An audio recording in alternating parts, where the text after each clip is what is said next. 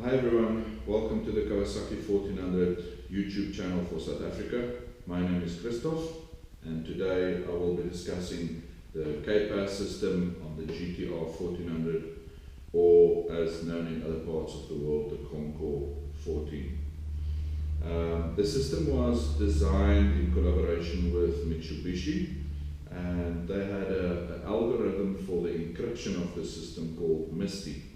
Now, a later variant of Misty was used in the 3G cell network configuration as well.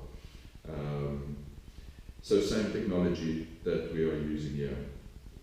I'm going to mention that there are two main types of models of this bike that I want to mention. The 2008-2009 model, and then the 2010 onwards.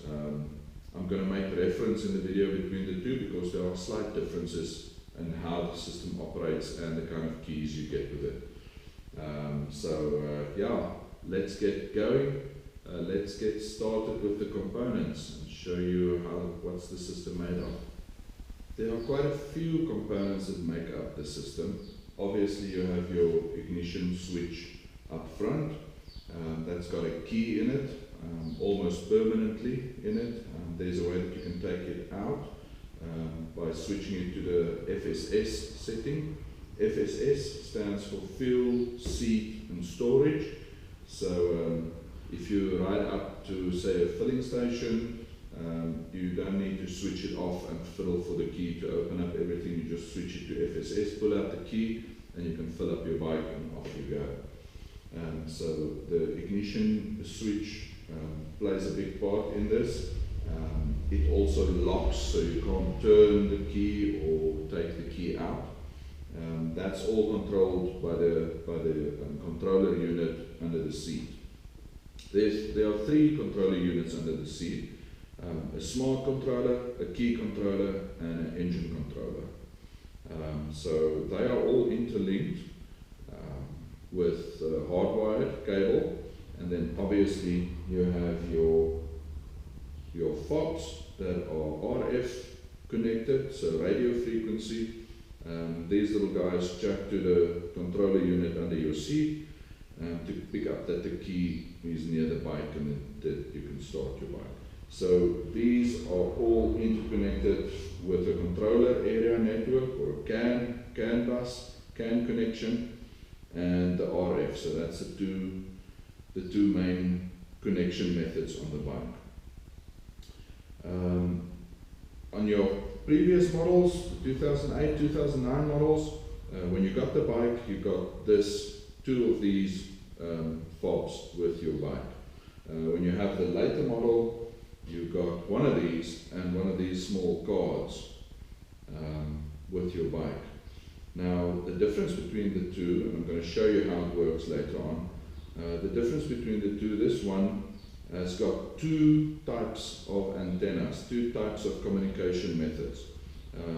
The first one is a long-range antenna. That's about 1.5 meters. So you need to be at least 1.5 meters to your bike, and it will pick it up and you'll be able to get your bike going. The other one is it's got a short range RF connection that I'll show you. That's about 10 millimeters, and you need to press it against the ignition key to get it going. I'll show you how that works. This small card, this does not have the long range RF capability. So your bike does not pick this up when you are close to it. This only got this short 10 millimeter range that you need to press up against the ignition switch to get your bike going. I'll show you how that works. Before we do that, let's talk a little bit about the different fobs and the keys on the bike. Cool. As I've mentioned, you have this long range fob and a short range fob that you can use to get your bike going. Other than that, you have actual keys in the system as well. So let's quickly talk about those. You have obviously the big key that's in your ignition switch and should stay there. It's designed to stay there. Don't take it out. unless you want to fill up or get into your storage or open the seat. So that one stays there. In this big remote, the long range one, you also have a small key that you can get out. This key also opens up everything for you. So one key for everything. And then on this little card you also have a small key that's also cut to do everything. So also fill, seat and storage. You will notice when you want to order these keys that there are two types. They call it a type and a B type. It's got to do with this little groove in the key. So is it on the left hand side or the right hand side of the key? So before ordering your keys, have a look at your existing key, the way it's cut, and then you'll be able to see on the microfiches which is it, the A or the B. So there are two part numbers for this small key, two part numbers for this key, and two part numbers for your main ignition switch or ignition key that goes up front. When you order the fobs, you get it like this, without a key. So you ordered it just like this, and you need to order your keys with it separately. I just took my keys to a local locksmith, and he matched it to my original key so that I can open everything, and it works fine. Talking about ordering new fobs, when you order this big one, this really expensive one, on your packaging will be an ID code. Don't throw the packaging away. That's the only place where you'll be able to find the ID code. And you need that ID code to program the fob to your bike. So if you don't have the packaging, this is useless. No one can program this for you. You might as well throw it away and go and order a new one. I checked on the inside on the PC board. There's no mention of the ID code. So don't throw your packaging away before you've registered it on your bike. This little guy does not come with the ID code. It's only the short range. You register it by just pressing it against the ignition switch, and it picks it up. Talking about registering it, you need the KDS Kawasaki software, KDS, to program the bike. My local dealer was kind enough to order the correct software and cabling, and invited me to the shop so that I can do my own programming. So they plugged up everything for me, and I started matching all my keys. You have to have all your keys present when you do the programming. If a key is not present, the system will deassociate that key from your ECU. So make sure you have all your keys with you, even these small short range RF key. Make sure you have everything with you, because you program and key everything at once while you're at the bike. This one, as I mentioned, have the two RF communication types, the long range and the short range. You have to program both. By just programming this key as the bike picks it up, you won't have the short range RF communications set up to start your bike if this battery runs out. So just remember, this is only one registration. These are two registrations. There are also only 6 slots in the software available for keys.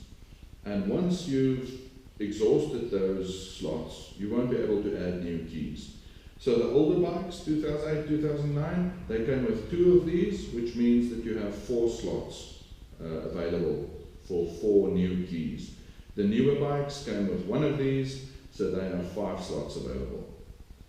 You can delete these little guys on the software, but you can't delete these. You can just disassociate them. So they stay on the bike. They are just not used. So they occupy one of your slots so that you can't use it. So yes, that's it that I can tell you about the keys, the actual fobs and the keys inside, and the master key, and how you program it. Unfortunately, I don't have KDS software to show you the actual programming. It's at my local dealer, but it's not like you use it every day, and they should know what they're doing. If they are registering this big fob, then actually need to take out the battery to be able to register the short range connectivity on the bike. That's the keys and the fobs, and next I'll show you how the system actually works. Okay, so let's see how the system works. As I've mentioned, you can't start the bike or activate it or turn the key in any way if a fob is not present, even if you have this key. So how it works is the ECU under the seat constantly sends out a signal asking if there's a key in sight. And as soon as a key comes in range, the key answers, yes, I'm here, and then you'll be able to start the bike.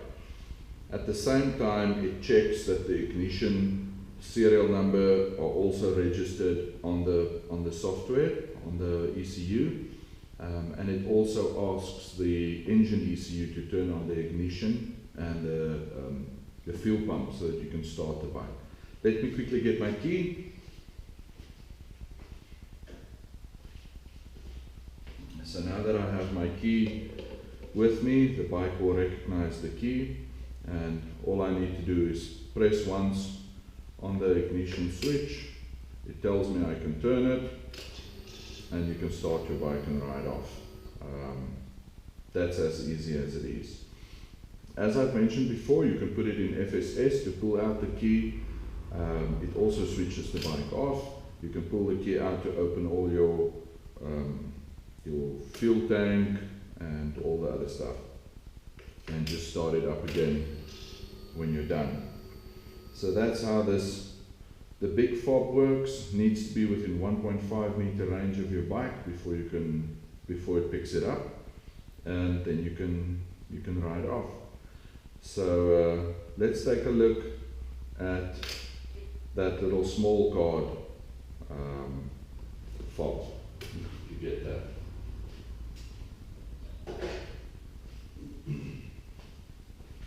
So this is a small fob that I've mentioned.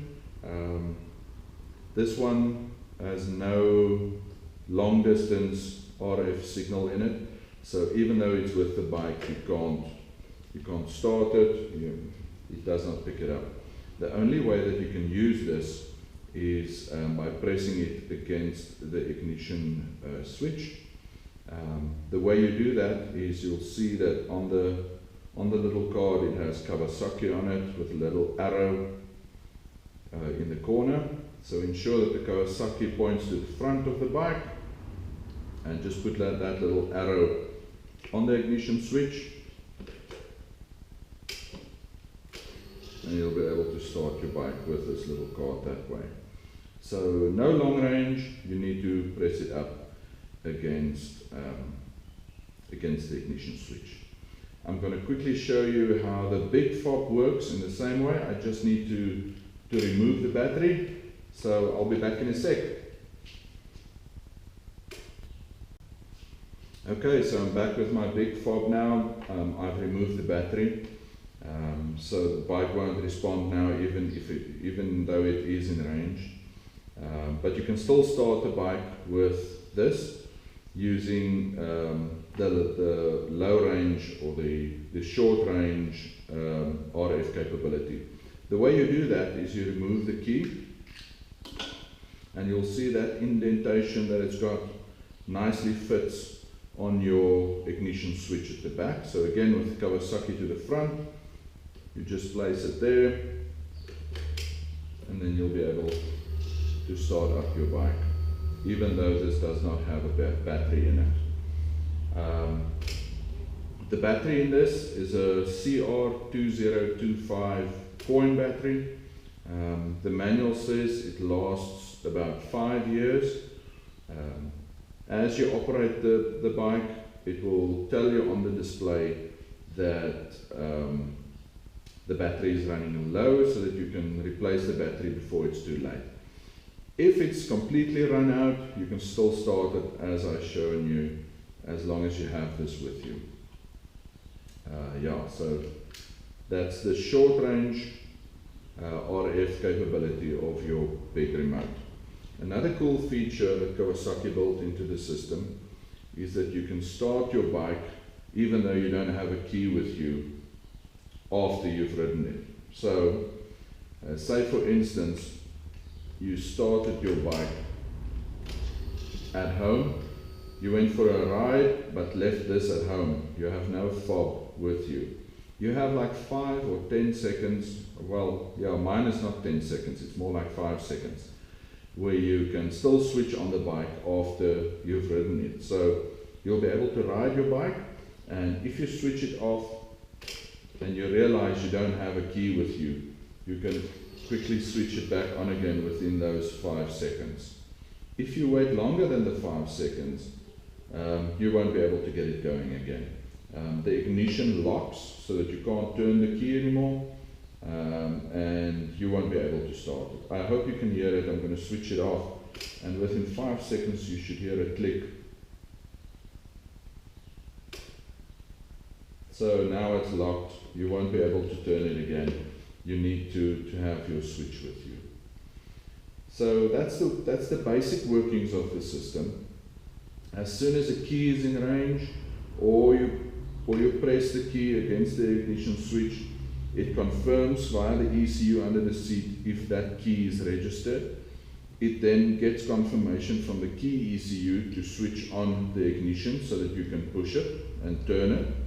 And then it also asks the engine ECU to supply the fuel by turning on the fuel pump and switching on the ignition so that you can start your bike. And that's the basics of how it works. Let me know if you have any questions. I hope that sheds some light on the workings of the system and how you can more effectively use it on your bike. If you have any questions, post them in the comments feed. I'll see if I can answer them. I don't have all the answers, but I'll see if I can find out. I really enjoy the system. I enjoy the bike. It feels like it's very secure. Wherever I park it, people will need to pick it up. And as you all know, she's a heavy lady, so that will also be tough to do. Thanks for watching. If you enjoyed the video, please click the like button so that I can know to make more of these, and also let me know what you want me to make. Anything on the bike. Cool. Thank you so much for watching. Cheers. Bye-bye.